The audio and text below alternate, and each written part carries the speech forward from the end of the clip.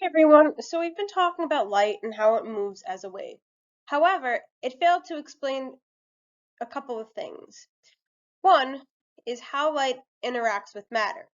It cannot also explain why heated objects emit only certain frequencies at a given temperature, or why metals emit electrons when light of a specific frequency shines on them. As always, scientists said that the model that light is a wave needed to be changed. So when objects are heated, they emit glowing light.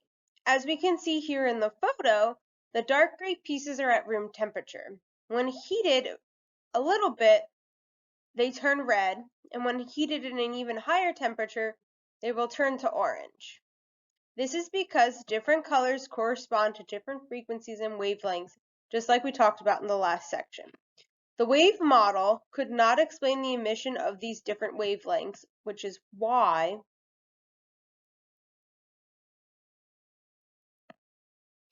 in 1900, Max Planck began searching for an explanation.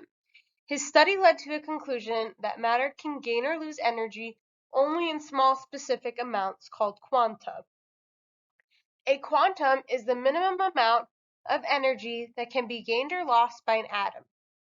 Scientists believe that energy could only be absorbed and emitted in varying quantities with no minimum limit to the amount. Planck proposed that energy emitted by hot objects was quantized. He further demonstrated it with a mathematical relationship between energy of a quantum and the frequency of emitted radiation. According to Planck's theory, for a given frequency, matter can emit or absorb energy in only whole number multiples. Matter can have only certain amounts of energy. So your energy, and our energy for a quantum, will be, its units will be in joules. Our frequency, like we've talked about, it's either in hertz or 1 per second. And Planck's constant, which he came up with, which is why things can only be in whole number multiples. Scientists also knew that the wave model could not explain something known as the photoelectric effect. In the photoelectric effect, electrons called photoelectrons are emitted from a surface's metal when light of a certain frequency or higher than a certain frequency shines on that surface.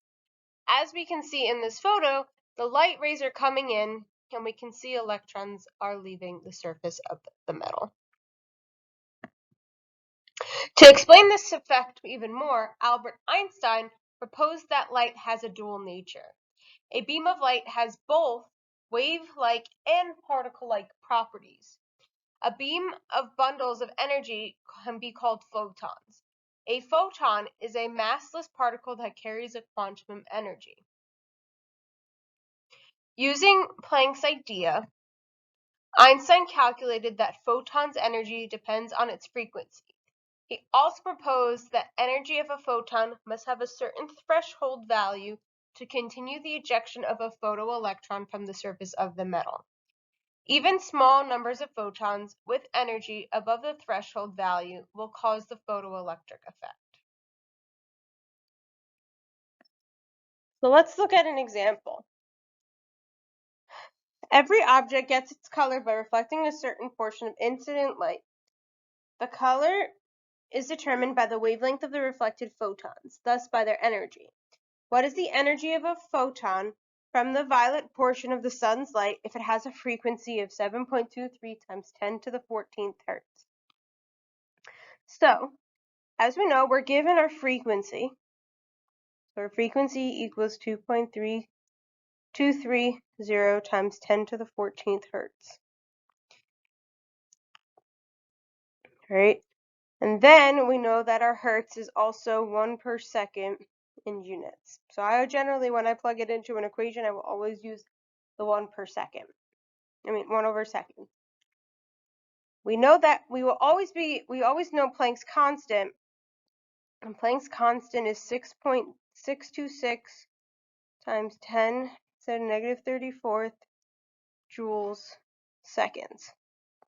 And we're looking for our energy of our photon. So we know from Albert Einstein the energy of the photon equals the indirect relationship between Planck's constant and our frequency. All right. So our energy of our photon equals our Planck's constant,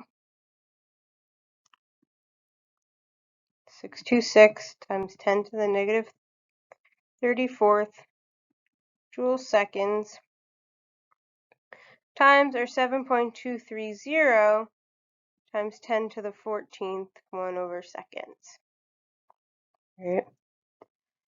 So when we multiply our exponents, we add them. So in this case, we would have negative 34 plus 14. So we know our answer is going to be times 10 to the negative 20th.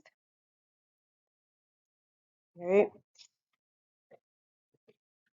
Then be 6.626 times 7.23 equals 47.91 times 10 to the negative 20th joules. However, this is also in incorrect scientific notation. So to put it in correct scientific notation, we have to move the decimal to the right one place, which then we end up adding a tens place to our answer. So this would be the energy of the photon that emits this violet light.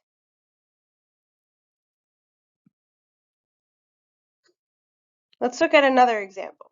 Calculate the energy by a single photon of a frequency of 6.32 times 10 to the 20th hertz.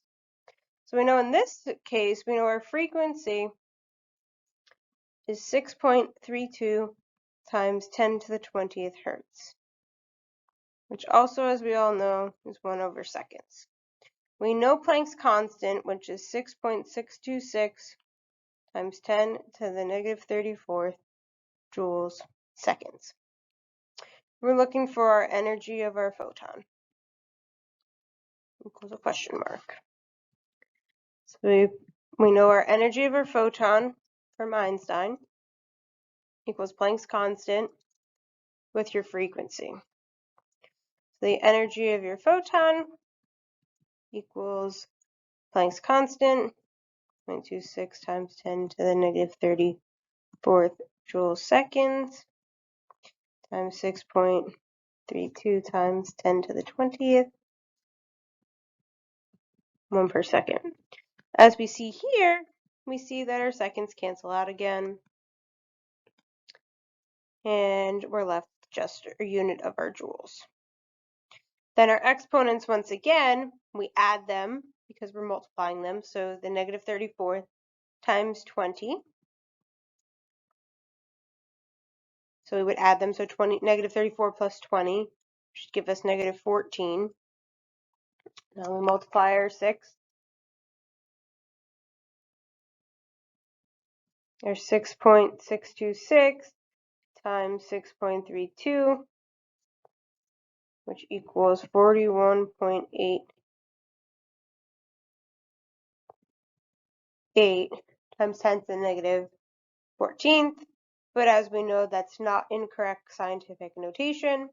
So we have to move our decimal over a place, times 10 to the negative 13th joules. We will be working with more examples in class, and I hope you enjoy the rest of your evening.